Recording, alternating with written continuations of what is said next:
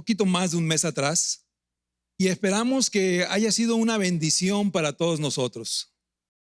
Y el nombre de la serie fue La verdadera vida transformada en Cristo. Y no sé, voy a empezar con esta como introducción. No sé si ustedes vieron la película El Gran Showman.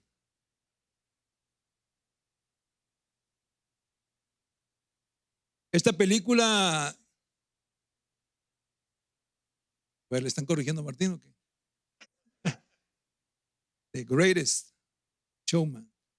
Esta es una película de que se estrenó en el 2017, en donde el protagonista interpreta a P.T. Barnum. Ahora yo mejor voy a predicar en inglés y Martín que me traduzca. ¿Quién es el fundador de un circo? Yo creo que el Monster es para Martín, ¿eh? Y este P.T. Barnum es de 1870 y dice su historia, la historia de esta película, que él tuvo la inquietud de formar un circo en Brooklyn, Nueva York, pero un circo que verdaderamente rompiera todos los esquemas que había. Así que formó el más grande espectáculo que nunca se había visto. Bien dijiste, bien dijiste, Martín, que vamos a terminar a las 2 de la tarde.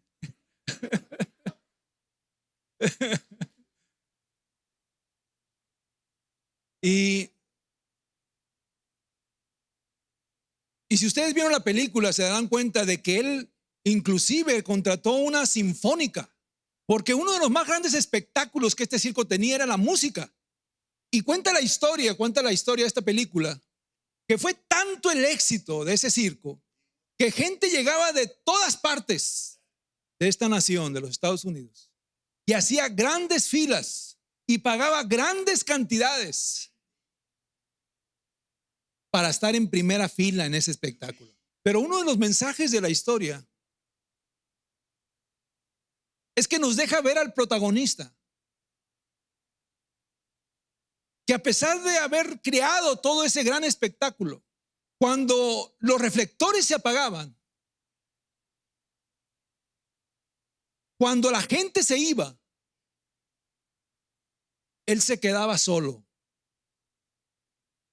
y bregando con sus problemas personales. Todas aquellas personas que lo ovacionaban, que lo aplaudían,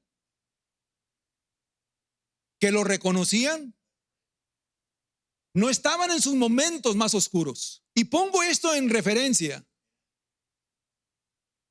porque tristemente en nuestra fe cristiana hay muchos que somos seguidores de espectáculos, al igual que era este grupo que seguía al circo. Muchos que nos sentimos atraídos a la iglesia por el poder de Dios, por el milagro que Dios puede hacer,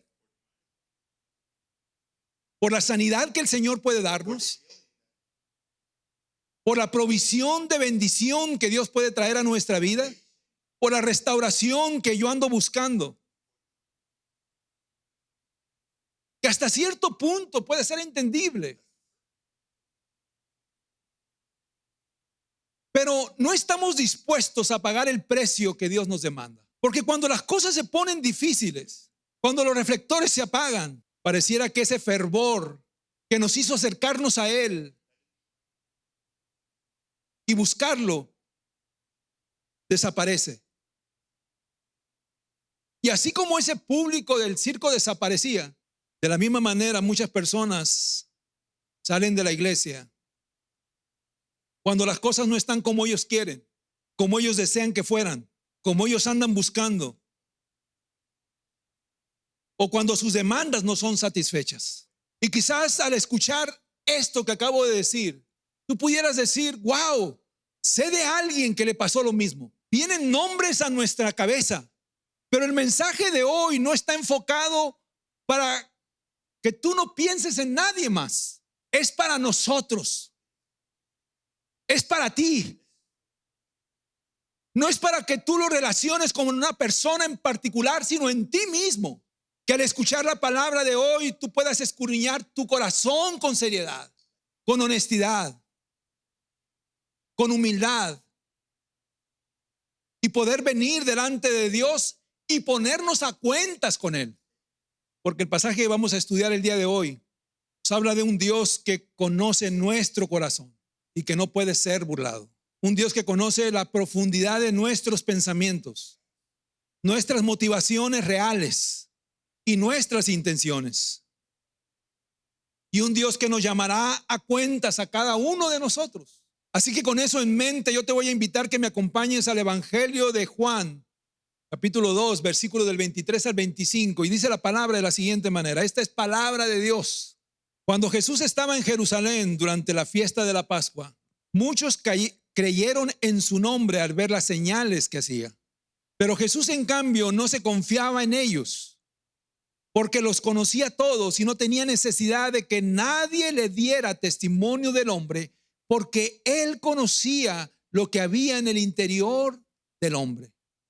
Siempre que estudiamos la palabra de Dios, nos encontramos con una verdad que nos cautiva, como que nos golpea. Es como si encontráramos algo que no nos habíamos dado cuenta que estaba ahí. Eso sucede en muchos pasajes que leemos una y otra vez. Y lo que acabamos de leer es una de esas verdades. Es una verdad que nos recuerda que al Dios al que nosotros servimos, al que le llamamos Señor, no solamente ve lo externo nuestro, no ve el Señor cuando tú doblas tus rodillas continuamente, gastadas por tanto tiempo quizás.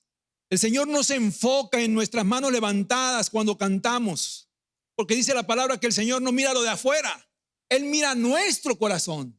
Y para dar un poco de contexto en este pasaje, aquí vemos que Jesús comenzando su ministerio, y lo hace reuniendo a un grupo de discípulos que lo podemos ver desde el capítulo 1 de ese libro de Juan, y los llama a subir a Jerusalén juntamente con él. Y en la región de Galilea es donde él participa en la boda más conocida de la historia. Yo creo que es la más nombrada en el mundo entero, que conocemos dónde se llevó a cabo, pero nunca hemos sabido quién fue el que se casó ahí. Pero son las nombradas bodas de Canaán. Y después de esas bodas es que Jesús se traslada a Jerusalén. Pero hay algo que sucede en el camino entre Canaán a Jerusalén, y que Juan no nos los está relatando. Y son algunos milagros que Jesús hace en Galilea antes de llegar precisamente a Jerusalén. Para ese entonces, Jesús ya había sanado al endemoniado de Capernaum. Él ya había sanado a la suegra de Pedro. Había realizado la pesca milagrosa. Había limpiado a un leproso. Y también había sanado a un paralítico, aquellos que sus amigos lo habían bajado por un techo, ¿se acuerdan? Todas estas cosas habían pasado antes de él llegar a Jerusalén. Lo cual nos dice que cuando Jesús llegó a Jerusalén, la fama de Jesús ya se había extendido. Él ya era conocido por sus milagros, por sus maravillas. Y el pasaje dice que Jesús llegó a Jerusalén en medio de la celebración de la Pascua. La Pascua era una fiesta anual judía en recordatorio del Éxodo. Esta celebración se hacía en el templo principal de Jerusalén. Y si ustedes se bajan unos versículos más de ese mismo capítulo 2, dice el versículo 14 que cuando Jesús llegó a Jerusalén, en el lugar donde se llevaría a cabo esta celebración, él se enojó al ver que el templo se había convertido en un mercado, en donde todos estaban vendiendo su mercancía. Miren lo que dice el versículo 15 de Juan 2. Nos habla de ese enojo. Dice, y haciendo un látigo de cuerdas, echó a todos fuera del templo con las ovejas y los bueyes. Desparramó las monedas de los que cambiaban el dinero y volcó las mesas. Y al ver los maestros judíos lo que Jesús había hecho, cómo él reaccionó, le preguntaron. Y eso está en el versículo 18. Entonces los judíos le dijeron, ya que haces estas cosas, ¿qué señales nos muestras? Para ellos era impresionante ver que un hombre que recién estaba comenzando su ministerio, hiciera estas cosas con tanta autoridad. A ver, quiero que nos movamos, Martín, para que nos engarrotemos aquí, porque nos estamos engarrotando. Que hiciera estas cosas con tanta autoridad, como diciendo, ¿por qué es que esta persona viene con esa autoridad y quita a todos de aquí? Y por eso le preguntaron, si realmente tú te sientes quien crees que eres, ¿qué otras señales esperamos que puedas hacer? ¿Por qué no hacer lo mismo que hiciste en Galilea?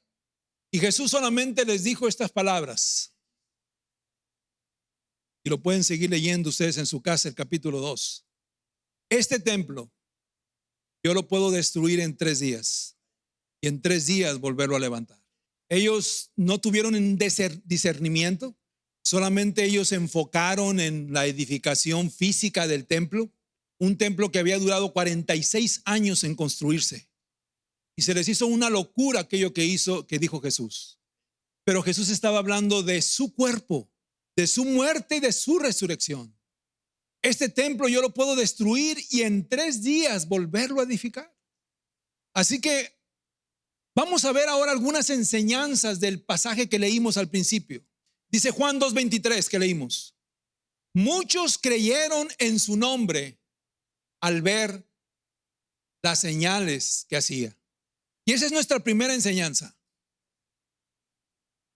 Una fe en base a señales. Cuando Juan dice muchos creyeron en, nos quiere hacer ver que estas personas verdaderamente creían que Jesús era capaz de hacer esos milagros. Y pudiéramos decir nosotros en nuestro razonamiento humano que eso era suficiente. Si ellos creían que Jesús podía hacer esos milagros, punto final, es suficiente. Sin embargo, cuando estudias a profundidad la palabra, te das cuenta de que muchas veces ese creer no es suficiente. Y eso ya nos lo dijo Santiago en el pasaje que ya vimos. Santiago 2:19. Tú crees que Dios es uno, haces bien. También los demonios creen y tiemblan. Eso quiere decir que ese creer por conocimiento simplemente no es suficiente. Eso nos pone en la misma posición que estos demonios solamente. Porque al igual estos demonios creen que Jesús es el Hijo de Dios. Esto nos deja ver que una creencia simple de darle crédito a algo que puede ser cierto no nos lleva a una salvación genuina. La fe genuina no es solo saber, sino asegurar la verdad de esa noticia que salva y rendirnos a ella. En otras palabras, yo sé la información. Yo sé que Jesús es el Hijo de Dios, que Él murió y resucitó, pero eso no es suficiente.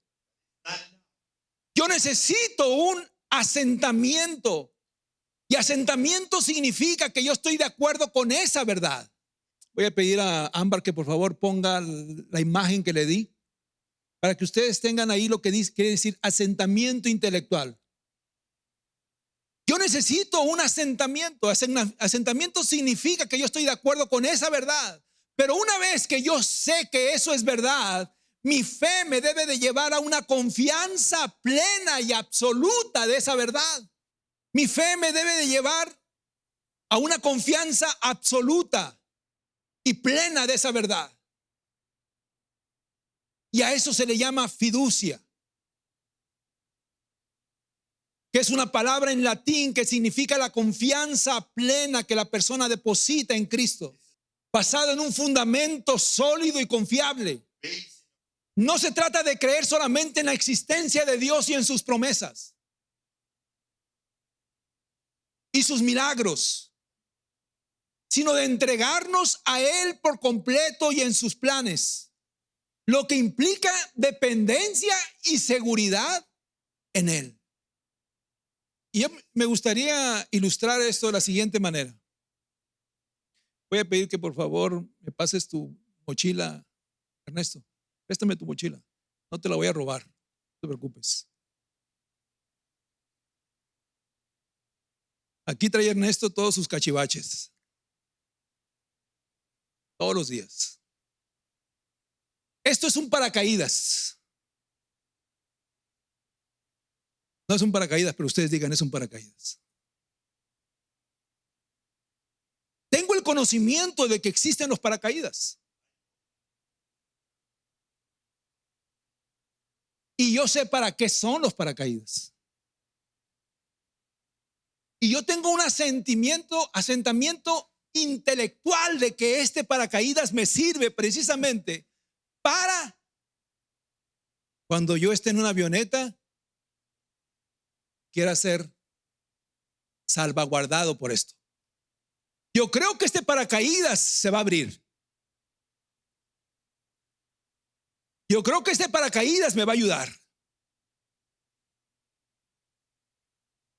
Ese es el asentamiento intelectual. Conozco que esto existe, conozco que esto es real, he escuchado de esto, ahora yo sé que esto puede ser efectivo a la hora que lo quiero usar. Pero esto no es suficiente. Para verdaderamente yo tener una certeza de mi confiabilidad en esto, yo necesito saltar y creer que cuando yo esté cayendo, una vez que yo jale de este paracaídas se va a abrir. ¿Sí me están entendiendo? Esa es la fe genuina, que no solamente se basa en conocimiento, que no se basa solamente en creer, sino en accionar en esa fe. De la misma manera pasa con nuestra fe. Puedo tener la información de esa verdad, pero si yo no tengo un compromiso de saltar por Él, de vivir por Él, de abrazar lo que Él me mande, realmente yo no he creído en esa verdad. Y esa verdad es vana. Y esa es la situación entre aquellos que creen por señales y los que creen incondicionalmente en Cristo. Unos andan buscando solamente el milagro o el espectáculo o el favor de Dios, que no está mal, no me malentiendas, como lo dije al principio. Pero el Señor no se agrada de que tú creas que Él pueda hacer milagros, porque también los demonios creen en eso. Realmente lo que el Señor se agrada es cuando ve un corazón tuyo rendido a Él, seguirle a Él y dejarlo todo por Él, más que creer en el milagro, creer en aquel que es poderoso para hacer el milagro. Muchos vienen a Cristo buscando que el Señor les resuelva una situación que desafortunadamente en la mayoría de los casos, una vez que eso sucede, se van. Pero los otros vienen para escuchar su palabra, una palabra que les dé paz, que les dé consuelo, esperanza verdadera y salvación, descansando en su verdad de una promesa eterna. Esa es la verdadera fe, hermanos. Es el que confía no en lo que Cristo me puede dar, sino en lo que Cristo es. Él es el Hijo de Dios, el Mesías prometido, nuestro Señor y Salvador, y el único que puede reconciliarme con Dios. La fe que salva es la que me hace ver que yo estoy perdido, que no tengo a dónde ir y que no tengo excusa porque he pecado contra Dios y que no puedo presentarme como justo delante de Él, porque de hacerlo el veredicto que yo voy a escuchar es culpable. Es por lo que yo necesito un redentor. Y esa fe reconoce que no hay ningún mérito, ninguna obra que sea suficiente para encontrar esa salvación. Solo Cristo puede justificarnos. Solo Jesús puede llevarnos al Padre. Esa es la fe genuina. Y eso es lo que tú y yo necesitamos. Dios no mandó a Cristo porque necesitáramos a alguien que nos impresionara con sus milagros y maravillas, ni para que nos solucionara todo mientras estemos en este mundo, sino porque lo que necesitamos es un Salvador. Porque solamente por medio de Él hay salvación, redención y una eternidad segura. Pero a veces no conocemos los términos de lo que significa seguir a Cristo. Marcos Marcos 8:34 dice, llamando Jesús a la multitud y a sus discípulos les dijo, si alguien quiere venir conmigo, niéguese a sí mismo, tome su cruz y sígame. De una manera básica, esos son los términos. Thomas Campus dijo lo siguiente, él es un escritor de literatura cristiana y él escribió un libro llamado La imitación de Cristo. Y en un capítulo de ese libro dice, Jesús tiene hoy muchos que aman su reino celestial, pero pocos que están dispuestos a llevar su cruz. Muchos que anhelan su consuelo, pero pocos que desean compartir su sufrimiento. Hay muchos que quieren sentarse a su mesa, pero no están dispuestos a orar con Él, ni ayunar con Él. Muchos desean el gozo y la alegría, pero pocos los que están dispuestos a beber de la copa del dolor. Muchos desean escuchar sus grandes enseñanzas, pero pocos desean caminar en ellas hasta la cruz. Pero aquellos que aman a Jesús por quien es y no por lo que Él puede darles, aprenden a bendecir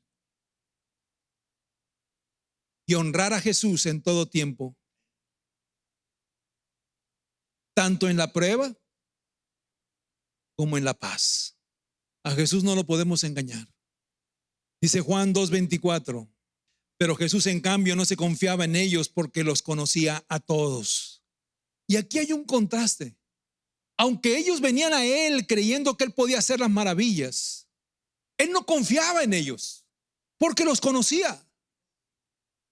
Porque esa aparente fe que ellos reflejaban no era una fe firme, no era una fe sólida, confiable. No era de una raíz profunda, porque solamente estaba puesta en lo que Él los podía ofrecer.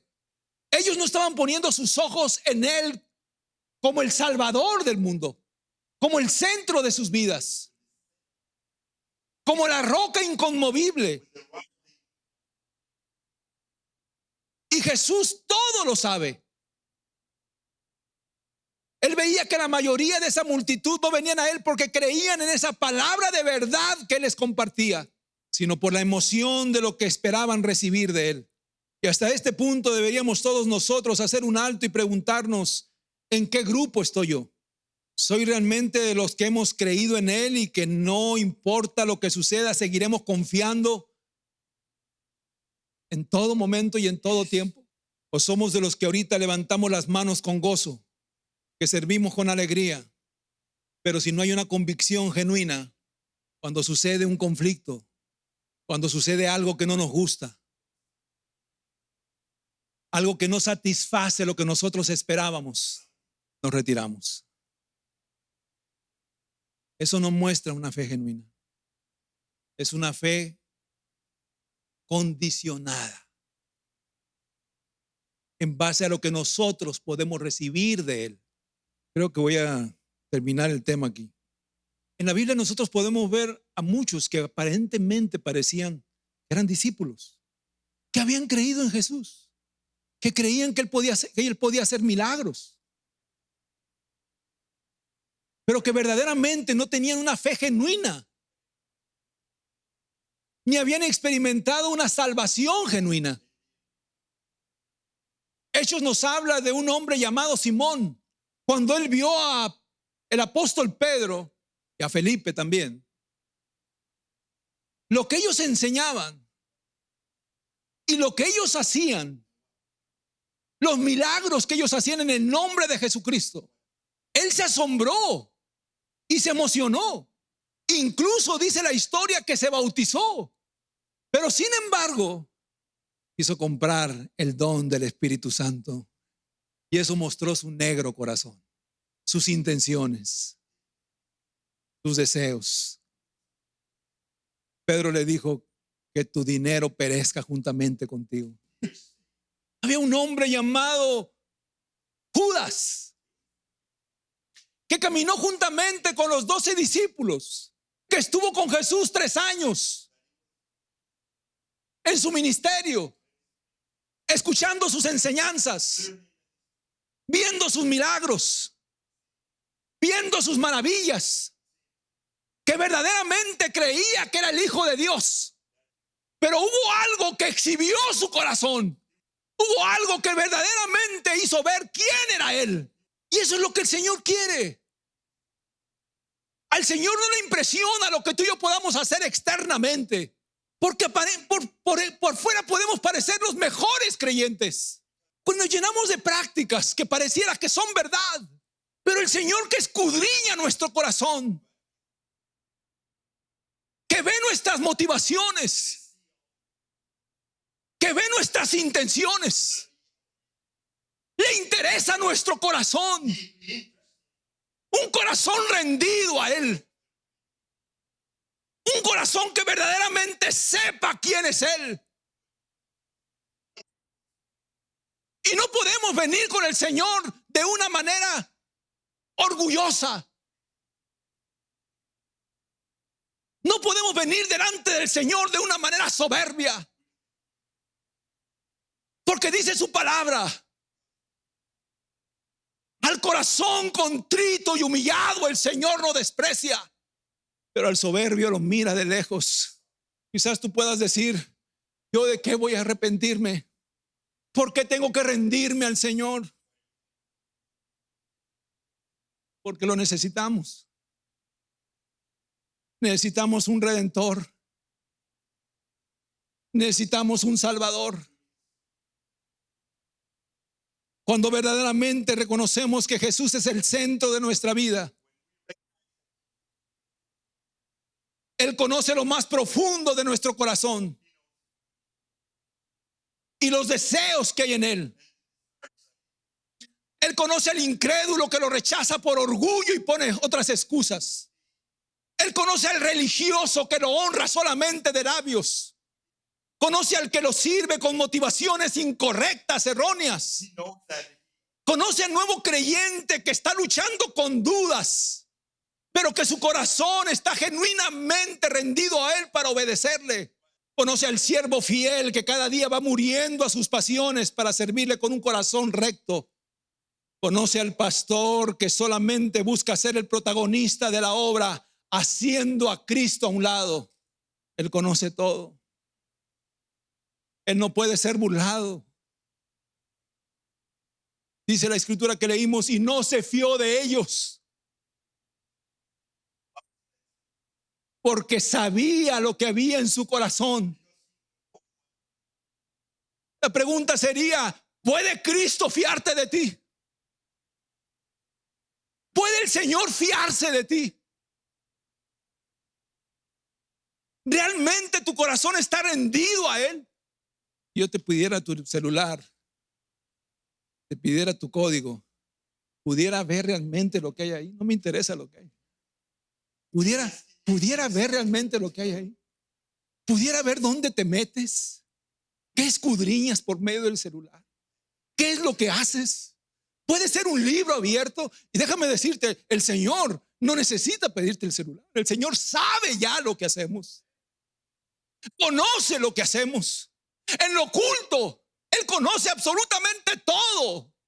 Y la pregunta es: ¿verdaderamente nosotros honramos el nombre de Cristo con nuestra vida misma? Esa es la pregunta. Dice el último versículo, el 25 que leímos, así rápidamente, parafrasearlo. Y no tenía necesidad de que nadie les diera testimonio del hombre, porque Él conocía lo que había en el hombre. El Señor no necesita que nadie venga y le diga cómo es fulanito de tal. Hay gente que es muy productiva con su lengua. Quiero decirte cómo es fulanito de tal. Quiero decirte que no te puedes fiar de él, o sí te puedes fiar de él. El Señor no necesita eso, porque el Señor sabe quién es cada quien. Y aquí lo que yo te quiero decir en esta mañana, ya para cerrar: quizás es necesario que nosotros hagamos un alto y ver cómo estamos corriendo nosotros esta carrera de la fe. Ver realmente si se ha convertido en una fe cómoda, que no nos está demandando nada.